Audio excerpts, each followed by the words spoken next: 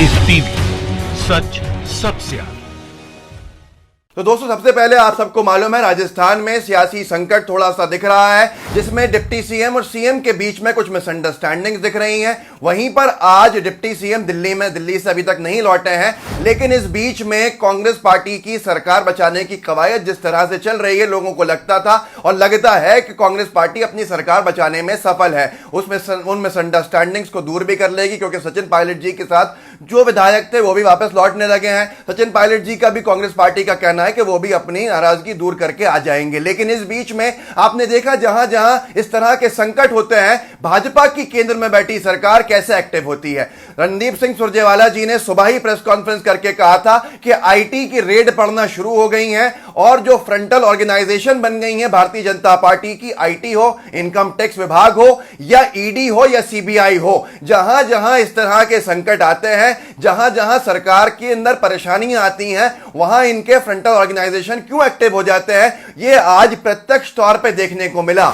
जो राजस्थान में कोई आईटी रेड नहीं पड़ रही थी, सुबह से राजस्थान के अंदर आईटी की रेड पड़ने लगी कांग्रेस के विधायकों के घरों के ऊपर, उनके ठिकानों पर। आखिर क्या वजह है, क्या इससे क्या करना चाहते हैं, यह भी देखने लायक है। आपको समझ में आता होगा, आप समझदार हैं। आईटी, ईडी, सीबीआई केंद्र सरकार में आती है। केंद्र सरकार में कौन है? भारतीय जनता पार्टी है। अब भारतीय जनता पार्टी की केंद्र सरकार राजस्थान में आईटी की रेड्स क्यों इस वक्त पड़वा रही है, यह आपको समझने में देरी नहीं लगेगी। लोकतंत्र का मजाक बना के रख दिया है। रणदीप सिंह सुरजेवाला जी ने प्रेस कॉन्फ्रेंस में कहा था कि आईटी आ चुकी है, जो भाजपा के इशारों पर आई है और भाजपा की फ्रंटल ऑर्गेनाइजेशन बनकर यह काम करते हैं, और ईडी भी उन्होंने कहा था दोपहर तक पहुंच जाएगी। और यह हुआ कि सच साबित हुआ कि ईडी भी जयपुर पहुंच चुकी है। यह खबर अखबार में अभी हाल पोर्टल पर छपी है। राजस्थान सियासी घमासान, आईटी के बाद अब मैदान में उतरा ईडी, कई ठिकानों पर छापेमारी।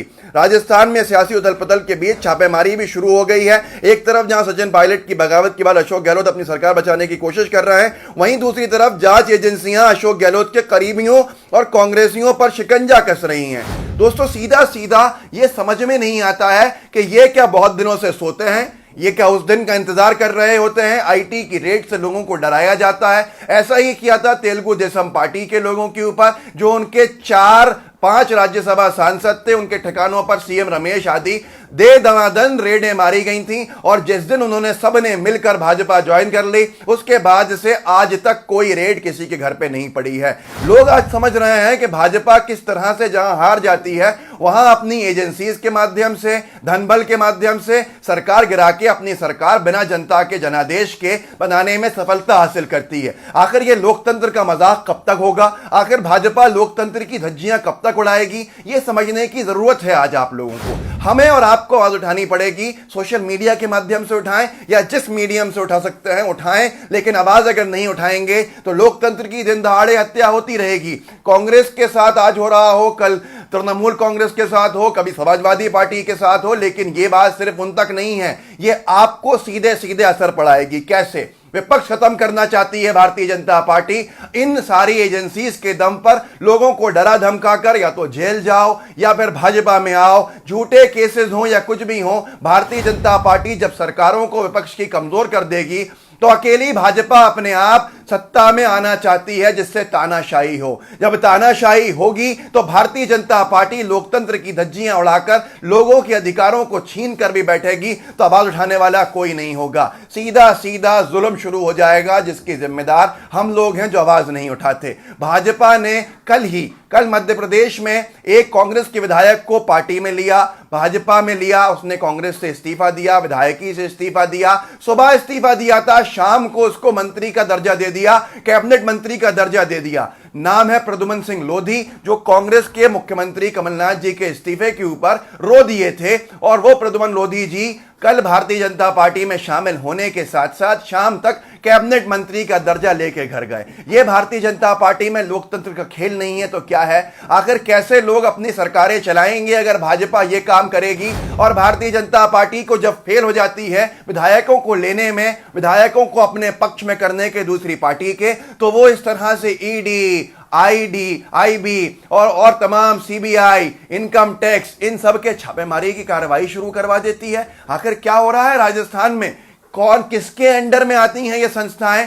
किसके नीचे आती हैं ये संस्थाएं? सीधे सीधे केंद्र में बैठी भाजपा सरकार के अंडर में आती हैं। और क्या किया भारतीय जनता पार्टी ने? आखिर मौके पे सवाल होता है, टाइमिंग पे सवाल होता है। कल सियासी संकट शुरू हुआ कांग्रेस पार्टी की सरकार का राजस्थान में, जो कंट्रोल कर लिया जा रहा है और दिख भी रहा है कंट्रोल हो रहा है। लेकिन जब विधायकों को लेने में नाकाम हो गए तो ईडी को भेजेंगे, आईटी को भेजेंगे, इनकम टैक्स की रेड्स पड़ेंगी। रेड्स भी किसके ऊपर?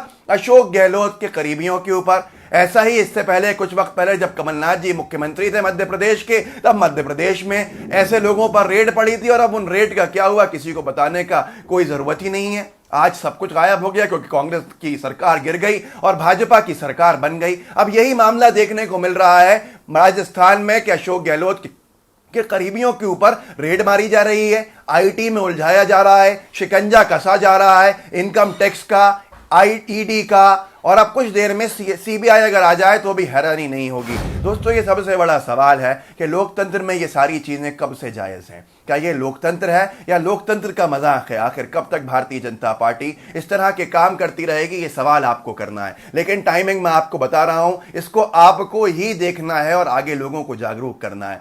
कल सियासी संकट आया है राजस्थान में और आज से ईडी, आईटी, तमाम केंद्रीय एजेंसीज एक्टिव हो गई हैं राजस्थान में। कि आखिर किसकी आवाज दबाना चाहते हैं? आखिर किसको कुचलना चाहते हैं? क्या ईडी, आईटी, आईबी, सीबीआई इनका इस्तेमाल करके भाजपा सत्ता का जो निवस्त होकर नाच कर रही है वो करेगी?